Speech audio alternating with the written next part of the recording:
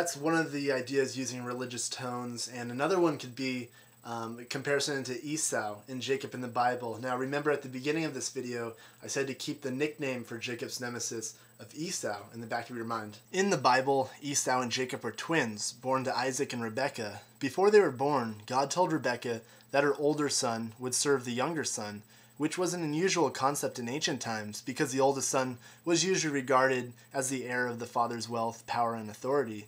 Esau was born first, so he was the rightful heir to his father's power and estate. But during the birth of the twins, as Esau was coming out, Jacob's hand was holding onto Esau's heel. This was taken as a sign of the struggle between the brothers from birth. Later on in life, Jacob continued to show that he wanted to be his father's heir. So one day, Esau returned from an unsuccessful hunting trip and was dying of hunger. He saw that Jacob had been preparing stew, and Esau asked for a serving. Jacob asked him if he would be willing to sell him his birthright as firstborn son in exchange for a bowl of soup, just like Lost's Jacob offers his nemesis some fish to eat at the beginning of the episode. And biblical Esau agreed to it. Jacob wanted to make sure his deal was legit, so with his mom's help, he tricked his dying father into giving Jacob the blessing that would have been traditionally reserved for the firstborn. After Jacob had received the blessing from his father, Esau vowed to kill Jacob. During the beach scene at the beginning of this episode in Lost, Jacob's nemesis asks him, "You know how much I want to kill you?" It seems almost every character has daddy issues, so why not Jacob and Esau? Esau being the nickname for the nemesis. Maybe Jacob had somehow replaced his nemesis, who may even be the rightful leader of the island, just like Jacob replaced Esau's birthright in Genesis. Okay, again, so all those examples I just mentioned are religious based, and while they may be comparable to the situation between Jacob and the man in black, they don't literally, at least I don't think they literally explain who Jacob and the man in black are. The idea that seems pretty obvious and which makes the most sense is that Jacob's nemesis is the smoke monster in human form. He's also wearing black. The producers have confirmed that Smokey has taken on various forms on the island since the first season, specifically as manifested as Siamey, Alex, Christian Shepherd, Kate's horse, and the Medusa spider. When it took on Alex's form, it told Ben to do exactly as Locke said, suggesting a connection between the two.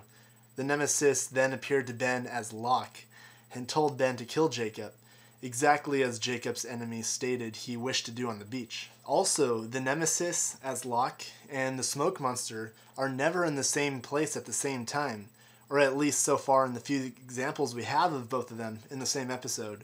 Like for example, when Ben called the monster from his house to be judged, Ben said to Son, "What's about to come out of the jungle is something I can't control."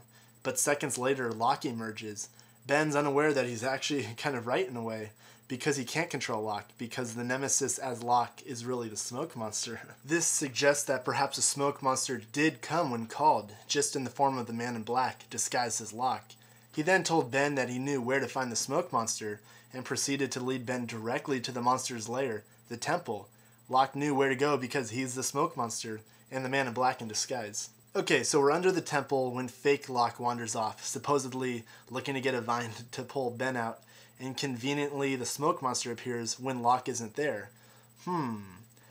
When Ben went to be judged by the smoke monster, fake Locke disappeared and reappeared in the tunnels, leaving Ben just enough time to be judged, and returned in just a matter of seconds after Smokey, in Alex form, was out of sight.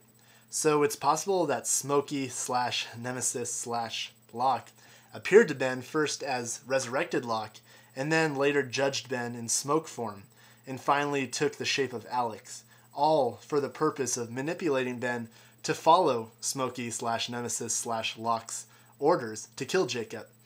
Maybe the monster can't change shape in front of people, and therefore has to move away or find a quick moment when it's not seen so it can change shapes. One of the questions a lot of people had is, how can the nemesis who's disguised as Locke know so much about Locke's life? How can he act so similarly to Locke? And how can he trick everyone into thinking he is actually the real Locke? Well, if we're going with the smoke monster idea, then the answer is pretty easy. We've seen that the monster can scan memories from people, learning about these characters' past. This can explain how the nemesis knew everything about Locke's past, his death, his time spent on the island, etc. and how he was able to impersonate him so well. The monster slash nemesis, as Locke, tells Richard that he must give the real John Locke the compass and tell him that he has to die. He does this because he needs Locke's body to fulfill his plans, which are to manipulate Ben into killing Jacob. Also, remember Rousseau described the monster as a security system that protects the island. Jacob's nemesis was visibly upset with the boat coming to the island in the beginning of this episode, indicating that his desire is to protect the island from the destruction that the people would inevitably bring. And I've said it before throughout the past 2 seasons that I think there's more than one smoke monster. As we've seen, there's different personalities between the different scenes where we see the smoke monster, so it could be that Jacob and the Man in Black are each their own monster. It's just a guess though. Now we saw the ash around Jacob's cabin was disturbed, and Alana indicated that someone else was using it, that Jacob had not been there for a long time. That means more than likely the Man in Black was also impersonating Christian as well. Jacob's nemesis needed Locke to die in order to possess his body, or at least pose as him, so he took the form of Christian and helped Locke turn the wheel to leave the island, knowing Ben would kill him there. The monster can appear only as dead people, it seems. If you guys want to learn more about the smoke monster, some different ideas that are still relevant today, watch my smoke monster video. I'll put the link over there on the side. I think another example of the nemesis possibly appearing was as Ben's mother. Ben, as a child, saw an apparition of his mother right before his meeting with Richard Alpert. Richard was only intrigued by Ben after Ben mentioned that he saw his dead mom. Jacob's enemy has been using this unique power to manipulate events for a long time. With all the Egyptian references throughout the show and all the hieroglyphics, some people think that they are Egyptian gods or lesser gods, referring to Jacob and Jacob's nemesis, like Jacob being Sobek and the Man in Black being Apep. And again, there's hundreds and hundreds and hundreds of ideas on who Jacob and his enemy could be, what their purposes are. I've given you a few of the ones that I think could be true, but I really want to know what you guys think, so down here in the comments section, let me know again. Also, if you guys want to post a video response, maybe I'll put those responses in some of the upcoming videos. But in the end, Jacob and his nemesis represent those eternal forces that are fighting for the soul of men. Jacob believes in the inherent good in man. He believes that man can find redemption, whereas his nemesis believes that man is inherently evil and that evil will prevail. The island is like their private battleground where they have brought men for all time to test them.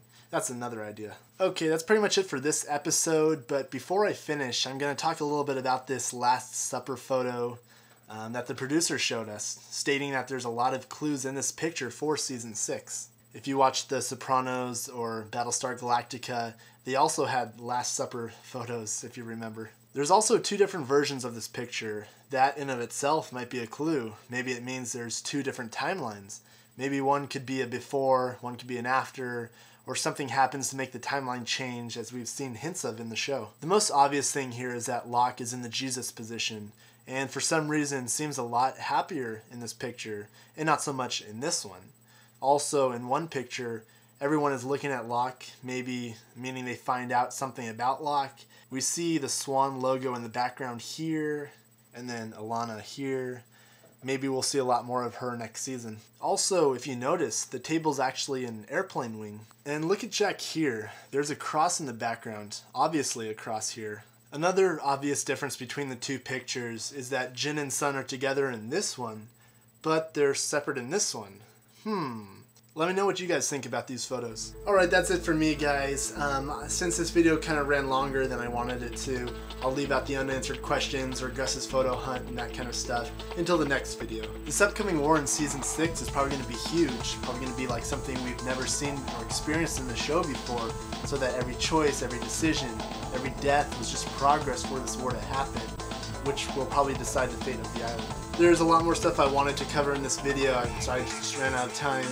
I'm going to be a lot busier this season, so videos may not be as long as last year. This will be pretty long, but I'll definitely try to get them out on time this year for you guys. That's it for me. I'll see you guys soon, and God bless.